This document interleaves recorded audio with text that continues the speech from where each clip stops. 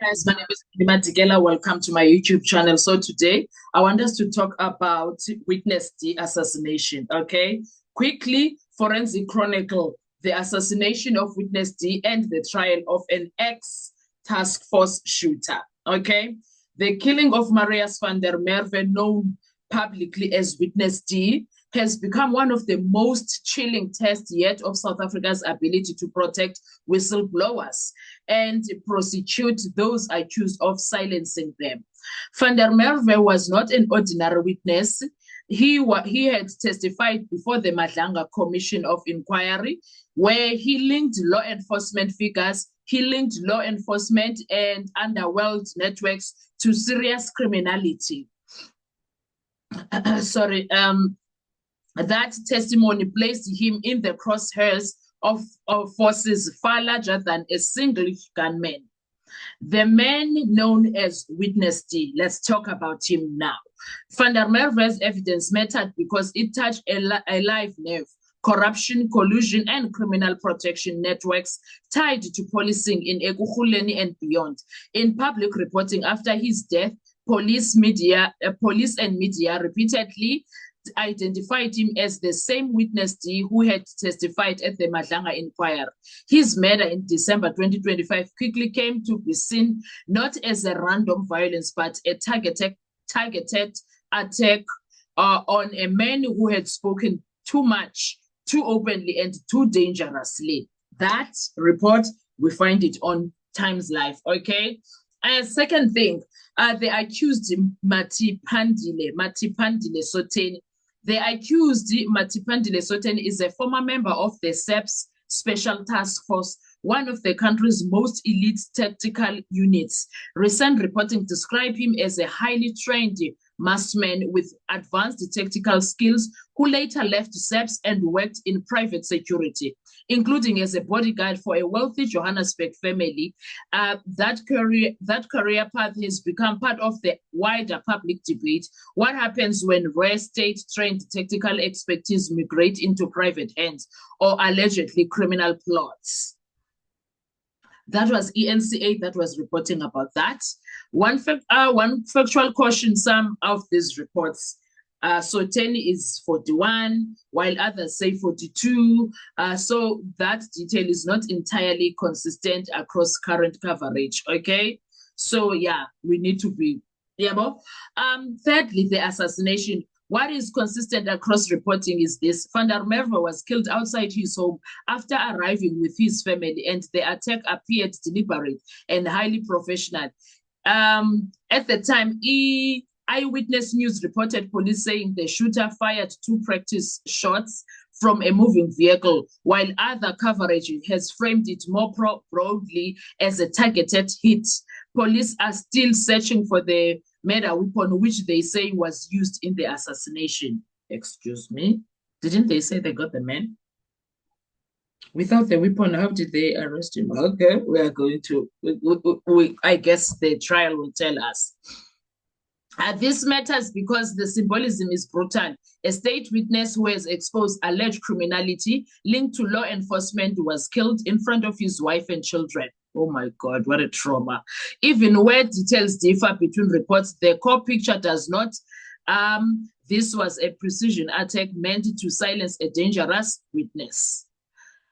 The broader chain, point number 4, the broader chain: suspects, pressure, and unanswered questions.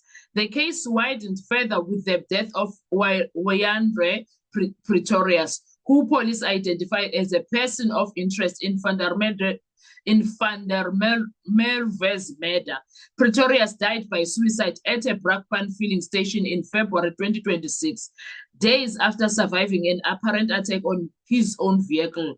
Police have said investigations into the Witness D murder were already at an advanced stage at that point.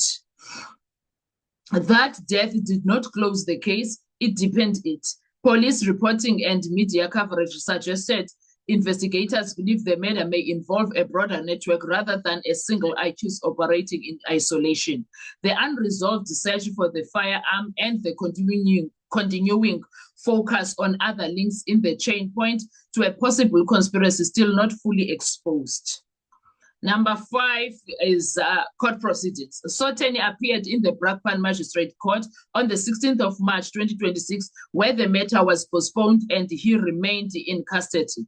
Multiple reports state that the next proceedings are set for 25 March 2026, when bail is expected to be addressed. Coverage also indicates the state is treating the matter as a very serious offense, with the family present in court and the emotional toll on them plainly visible. Number 6, what this case represents. This is not just a murder docket, it is a stress test for the justice system. First, it raises the issue of the elite betrayal, an ex-task force operator trained by the state, now accused of using that expertise in the killing of a commission witness. Second, it shines as a light of the vulnerability of whistleblowers in corruption-linked cases. Third, it reinforces a growing concern voiced by police themselves. The movement of highly trained officers into the private sector can create dangerous openings where advanced tactical skills are no longer under public control. And then there is the family. Their loss is not only personal, it represents the cost borne by those who stand near a truth teller in a country where speaking out can still carry a death sentence.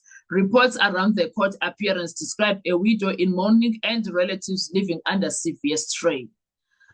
Now, point number 7, heroism and tragedy. Van der Merwe's legacy is defined by contradiction. He was both a witness to violence and ultimately a victim of it. But in public record of this case, one fact stands out clearly. He testified in a forum examining corruption and criminal collusion, and he was later assassinated. That sequence alone has made him a symbol of both bravery and institutional failure. Point number 8, the road ahead. The next critical date is 25 March 2026, when the bail stage is expected to test how much of the state's case can already be shown in open court. Beyond that lies the larger question: can investigators prove not only who pulled the trigger, but who ordered the hit? At the moment, that is still unresolved in public reporting. Now, finally, the assassination of Witness D is now bigger than one accused man. It has become a national measure of whether South Africa can defend its truth tellers, protect commission witnesses, and follow conspiracy wherever it leads. The arrest of Mathipandile Soteni is a major development. It is not yet the ending. There are still gaps in the public record, especially around the exact mechanics of the shooting, the weapon, and the extent of any wider conspiracy. But the central truth is already clear. A key witness spoke, and then he was killed. And then he was killed. Oh, God. This is so bad for South Africa, my goodness, in all levels of being bad, if you ask me, because... So does that mean people must die without telling us what is happening, the truth that they know? Is that it? Is that what we are hearing, that keep quiet? If you don't want to be in problems or in danger, you better shut up. Is that what this has become? Oh, my words. Anyway, what are your thoughts when it comes to this? Let's talk in the comment section. I want to hear your views. I want to hear, what do you think about this? Do you think this will ever be resolved? Do you think the network that is behind Mathipandile will ever be found? Or will we ever know who was behind the entire situation? Do you think this is just one of those cases whereby it's going to linger around? But now, I think everything does come to light eventually, because who would have thought Abo Decoram's case, Papita Decoram, we would know that there was a cartel behind their murder? Who would have thought that Abo Ahmad Swart, their murders, would come to light like the way they are right now? There's a lot of things. There's a lot of people that were whistleblowers. Now we know. Anyway, I'll see you on our next video. I just want to hear from you. Do you think that we are going to go forward? Will people be scared to tell the truth in South Africa, or what's going to happen? Let's talk. I want to hear you. Bye-bye.